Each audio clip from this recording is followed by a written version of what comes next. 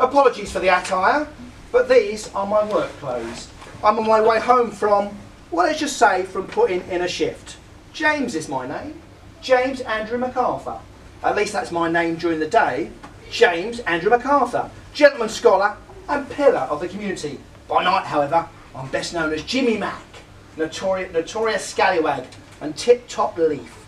And shh! He switches the torch off and hits the floor. We hear the sound of police sirens and we see flashing blue lights. They pass and James rises. False alarm. It's not even the constabulary I'm afraid of these days. Not primarily, at least. I'm afraid I was forced to tempt fate. Still, fingers crossed, touch wood, rub the rabbit's foot and whatnot. I think I've gotten away with it. You wouldn't think one of these could help you save your life? He fishes into his bag, removes and holds up a pineapple. A great addition to Britain's cuisine. Mind you, this isn't one going to isn't going to save anyone's life. It's nothing more than a red herring. Pay it no attention. The other one, well, that's a long story. It all happened over a year ago. Stage darkens, and when it lights again, we are taken back 12 months. Half of the stage is in darkness, and the other half of the stage reveals James sat at the kitchen table. There is a telephone on the table and a large plate covered with a tea cloth. He looks at his watch and frowns. The phone rings. James Andrew MacArthur speaking. Your wife would like to speak to you. I beg your pardon? The other half of stage is now lit, and we see Elizabeth, gagged and tied to a chair. A Russian, Dmitri, holding a gun, removes the gag and gives her the phone. He holds the gun to her head. Jimmy! Elizabeth? Jimmy, I'm in the shit. Liz? What's the matter? Liz? Liz?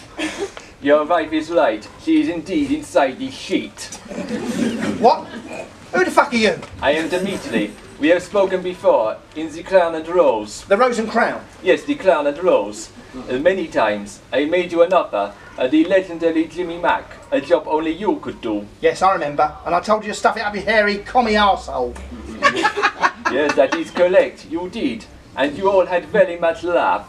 But you are not laughing now, Jimmy Mac. Why is my wife with you? She is helping me, just like I helped her, just like you will help me. You are going to do that job for me. Am I fuck? Let me speak to my wife! As you wish, but when we speak again, remember your manners, James Andrew MacArthur. Liz, are you okay? Yeah, I'm fine so far. What happened? Well, 1 minute I'm preparing party food for Saturday night. You remember, we're having the twins and everyone over. It's our anniversary. Don't tell me you've forgotten that too. No, of course not. I'm very much looking forward to it.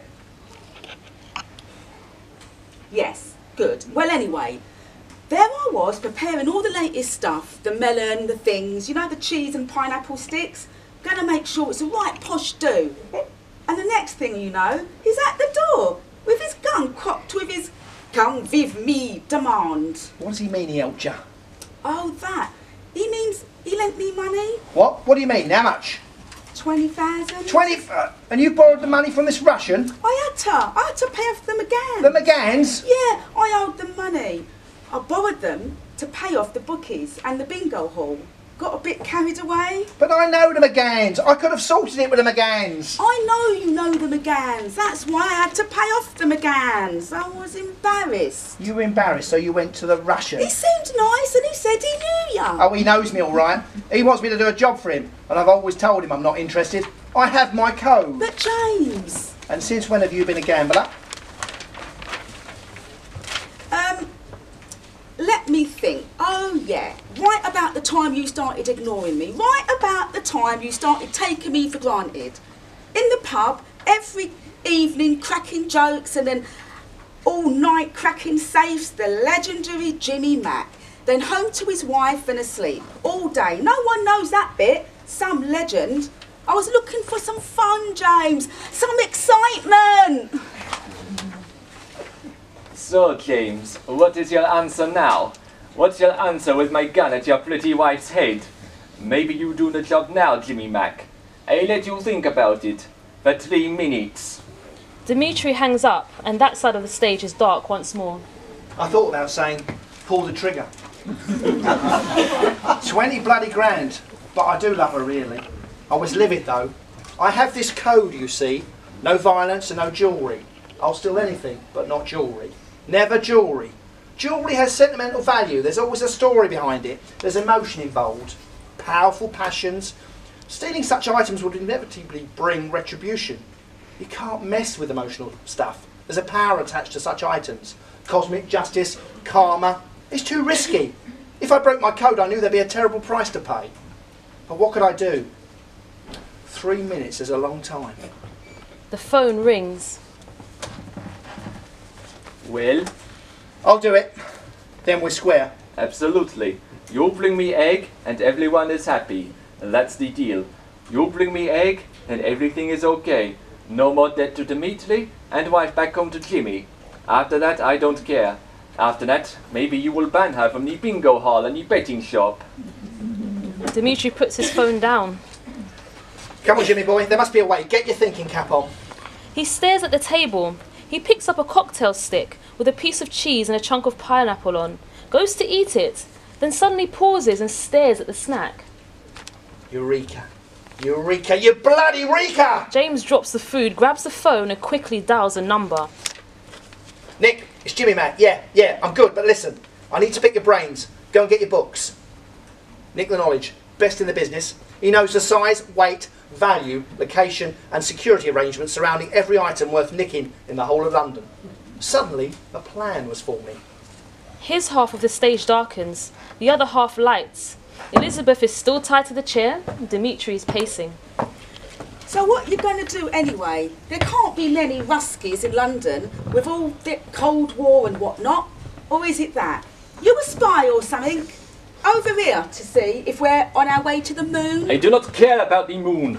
Oh, so it's not the space race, it must be the arms race, eh? Nukes? Well, don't worry, sunshine. When my Jimmy catches up with you, he'll soon have a rocket up your arse. Jimmy Mac will do as I say. No rocket, no ass, just egg. We'll see. Hey, you untie me for a minute, could ya? I'm desperate to go pee. I cannot trust you. You're gonna have to. You are lying. A lady never lies about this. Ooh, quick! Dimitri rushes to untie her. As soon as she's free, she grabs the gun from the table and turns to point it at Dimitri. Didn't teach you much in spy school, did they? I told you, I am not a spy. Not a very good one. Anyway, whatever. You've put Jimmy in danger. And no one threatens my husband and gets away with it. She fires the gun. There's no bang, only a click. She fires again. The same thing happens. What the? There are no bullets. I would not put a loaded gun to a lady's head. Eh? You're a right bloody strange one, ain't you? And you are not to be trusted. He grabs her and ties her quickly. That side of the stage darkens and the other lights. We see James carefully weighing a whole pineapple on a set of scales. Seemingly satisfied, he puts on his balaclava and leather gloves, then tests his torch. His side darkens and we return to Dimitri and Elizabeth. Dimitri is doing press-ups. 15, 16, 12. Do you want me to count? 6 and 8, 68. 7 and 3, 73. And on its own number, 4. You're very funny. Here, are you trying to look up my cert, you dirty sod? I've heard all about you randy foreigners, all ice up your veins and fire in your goulash. No, not true. I am a married man. No. Yes, I too am a Jimmy Mac. You ain't no Jimmy Mac. I am husband, and I am father. And I have my son. Hey, who? Not the TSB. You mean KGB, I think. Untie me, you silly sod. That side darkens and on the other side we see James, torch scanning. Right, here goes. The things you do for love. It looks doable. Over the gates, across the courtyard, up the drain pipe, onto the balcony, in through a window. I guess if anyone can, I can. He turns the torch off. Cut to the other half of the stage. Dimitri is untying Elizabeth. She gently takes his hand and leads him to the table. She sits him down and pours him a cup of tea. Come on, it can't be all that bad. Tell me about it. My wife is like you. She has the nice shape. And like you, she is foolish. She insult the wrong man. He touch her, she slap him. His friends laugh, but he is mafia. You know Mafia. Yeah, well, kind of. We know Ronnie and Reggie. This man, he is Russian, Ronnie and Reggie, and he is shamed by my wife. So he steal our son. And he say if you want boy, bring egg. A Fabergé egg? I think Jimmy did mention it once. Yes, the Peter the Great egg from the Queen's Gallery in the Buckingham Palace. The egg only the Jimmy Mac could steal. Cut to other half of the stage. James is shining his torch on the Fabergé egg. It is on a plinth. Hey, look at that. That's definitely not jewellery. Not really. Look at the size of it. You can't wear that around your neck. That's more of an ornament. A knick-knack. Excellent. This is not breaking my code. He picks the egg up and immediately a loud alarm goes off. Shit, the weight sensor. Back to Elizabeth and Dimitri. So, is your wife pretty? Jimmy says I'm better looking than Jean Shrimpton. Jimmy Mac says that. Yeah. Jimmy Mac is a funny guy. Jimmy Mac is a gentleman. Oh, I am sorry. Jimmy Mac is a funny gentleman. Jimmy is a gentleman and he loves me. Yes, that is the joke. He always talks about you. My darling Elizabeth. My darling Elizabeth. Jimmy loves Elizabeth. Everybody knows at the Crown and Rose. Rose and Crown. This Crown and Rose. Everyone knows. I know, but I was desperate. Only the best thief could steal it. My Jimmy. Yes, your Jimmy. Of course, Jimmy Mac. He better hurry back. Yes, it's a bit like the song, innit? Jimmy, oh Jimmy, Jimmy You Mac. English are all crazy. Please, no more talking. Definitely no more singing. Cut to other half of stage. The alarm is ringing. James manages to place the pineapple in place of the egg. The alarm stops. Dimitri and Elizabeth are sat at the table. The phone rings. They both jump. Dimitri picks it up. You have my merchandise. Yes, everything is doubly hunky. Yes, she is okay, but she is doing my heads in. Tell you about it. I am telling you about it. Success. James clambers through the window. You're safe. Of course. Are you okay? Very well, thank you. Jimmy's been delightful. How is he now? James reaches into his bag and pulls out the Fabergé egg. He passes it to Dimitri. Thank you, Jimmy Mac. James slowly pulls a gun from his pocket. I don't usually do violence, but no one threatens my wife. Dimitri and Elizabeth turn to face James. He cocks the trigger. Elizabeth screams. James pulls the trigger. There's a loud bang.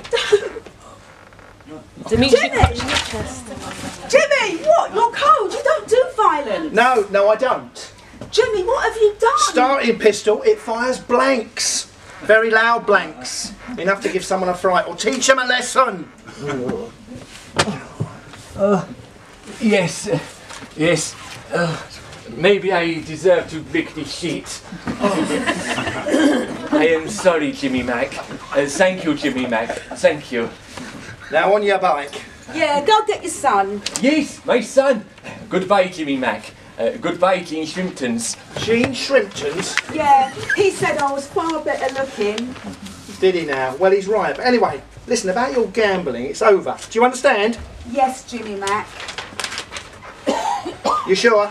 Absolutely, Jimmy Mac. I cross my heart and I promise Jimmy Mac. And I've been thinking. I think we should spend more time together. You'll know, go out to places like we used to. Oh, Jimmy, yes. Hey, I'm so glad you're back, Jimmy Mac. She kisses him. They embrace. Jimmy Mac by Martha Reeves and the Vandrellas play.